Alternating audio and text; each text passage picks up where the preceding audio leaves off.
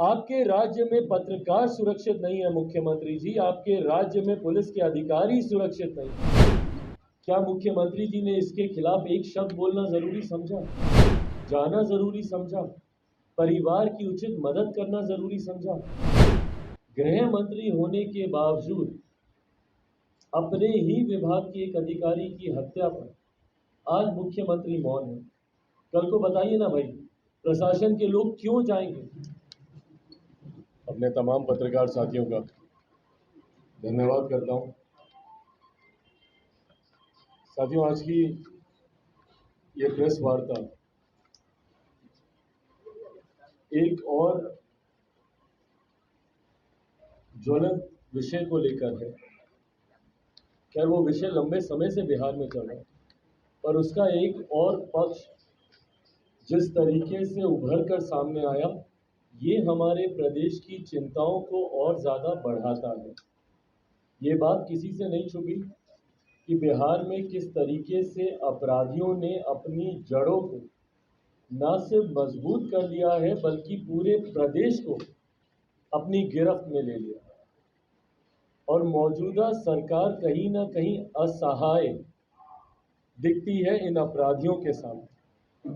और मुझे कहने में इस बात को कहीं कोई संदेह नहीं है कि कई जगहों पर तो संरक्षण प्राप्त है इन अपराधियों को बिहार सरकार का। पर आज नहीं, 2 दिन पहले जिस तरीके से एक और घटना सामने आई, ये अपराधियों के मनोबल को और इस सरकार की नाकामियों को उजागर करता है। अगर पुलिस अधिकारियों की हत्या अगर हमारे प्रदेश में होने लग जाए, तो आप बताइए भैया, बिहारी कहाँ जाएगा? अभी तक तो आम बिहारियों की हत्याएं हो रही हैं, गरीब किसान मजदूरों की हत्याएं हो रही हैं, व्यवसायिकों की हत्या हो रही है। पर आज जिस तरीके से अपराधियों की गोली के शिकार अब अधिकारी होने लग गए हैं, जो पुलिस विभाग में लंबे समय से कार्यरत हैं, जब उन लोगों की अब हत्या की जा रही है, क्या इस पर भी मुख्यमंत्री नीतीश कुमार जी खामोश रहेंगे? आम बिहारी मरते हैं तो इनको फर्क नहीं पड़ता, पर आज जब इन्हीं के विभाग के लोगों की हत्या की जा रही है, तब भी अगर मुख्यमंत्री खामोश रहेंगे तो ये प्रदेश कहाँ जाएगा?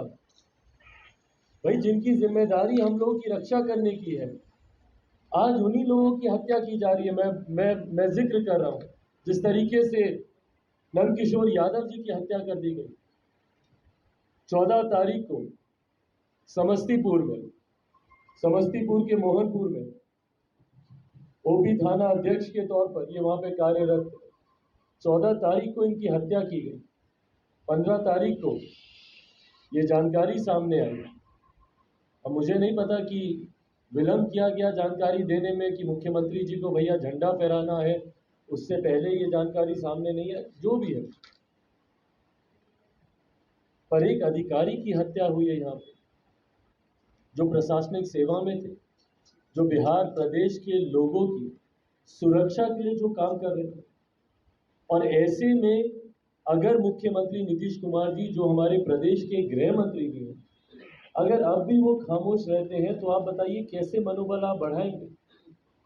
बिहार पुलिस में जो लोग तैनात हैं, कैसे उनको इस बात का सुरक्षा का भाव मिलेगा भैया कि अगर आज हम जिनके लिए लड़ रहे हैं, कल को अगर हमारे साथ कुछ होता है तो ये सरकार हमारे साथ खड़ी है। क्या ऐसे में पुलिस में तैनात हमारे जवानों का, उनका मनोबल नहीं गिरेगा? क्या मुख्यमंत्री जी ने इसके खिलाफ एक शब्द बोलना जरूरी समझा, जाना जरूरी समझा, परिवार की उचित मदद करना जरूरी समझा? गृह मंत्री होने के बावजूद अपने ही विभाग के एक अधिकारी की हत्या पर आज मुख्यमंत्री मौन है। कल को बताइए ना भाई, प्रशासन के लोग क्यों जाएंगे? क्यों वो जाकर भिड़ेंगे अपराधियों से, जब उनके सामने इस तरीके के उदाहरण है कि भाई कल को हम मर भी जाएंगे तो हमारे परिवार का आंसू पोंछने वाला कोई नहीं है। और किस बात पर उनकी हत्या की गई? मवेशियों का, के साथ जिस तरीके से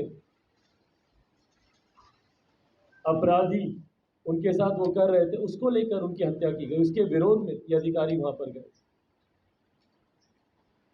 और उसके बाद मुख्यमंत्री ने एक शब्द इस पर बोलना जरूरी नहीं समझा।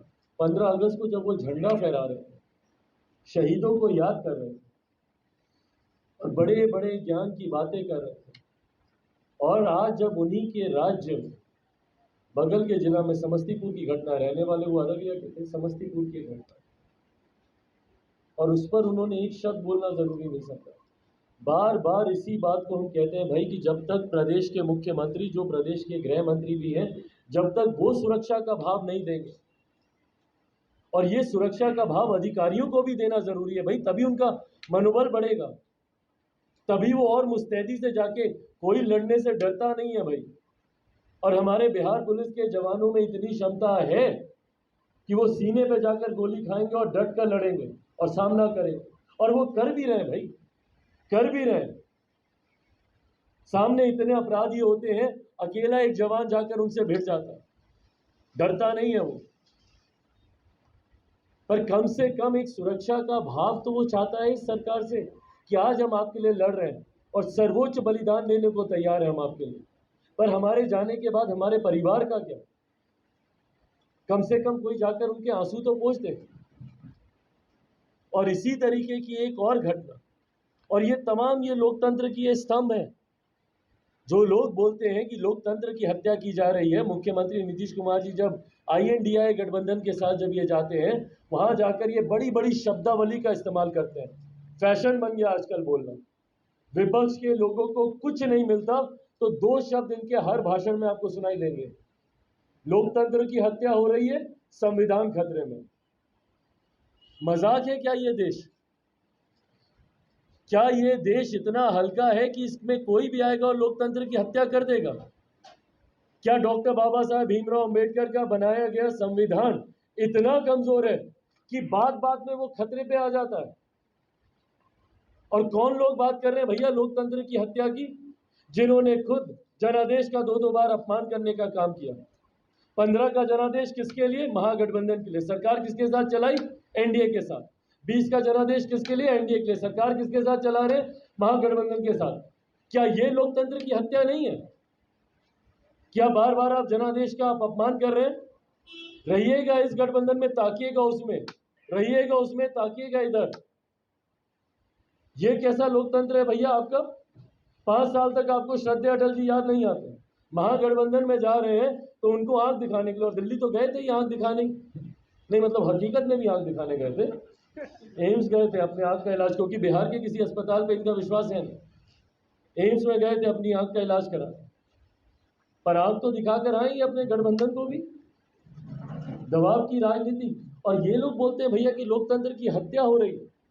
लोकतंत्र के स्तंभ को ये लोग सुरक्षित नहीं रख पा रहे, अपने पुलिस के अधिकारियों को सुरक्षित नहीं रख पा रहे। पत्रकार, जो लोकतंत्र का चौथा स्तंभ है, पत्रकारों की हत्या हो रही है हमारे राज्य में। जिस तरीके से अररिया में, रानीगंज में, वहां पर जिस तरीके से विमल कुमार यादव जी की आज सुबह उनकी गोली मारकर हत्या कर दी गई। आपके राज्य में पत्रकार सुरक्षित नहीं है मुख्यमंत्री जी, आपके राज्य में पुलिस के अधिकारी सुरक्षित नहीं है, तो आम बिहारी तो बहुत दूर की बात है भाई। आम बिहारी ने तो अब आपसे उम्मीद तक छोड़ दी है। जितनी हत्याओं पे अब हम जाते हैं, वहां के लोग खुद रोते हैं, खुद अपने आंसू पोंछ लेते हैं। मांग तक उन्होंने रखना छोड़ दिया। भैया क्या मांग रखेंगे? क्या मिलेगा इस सरकार से?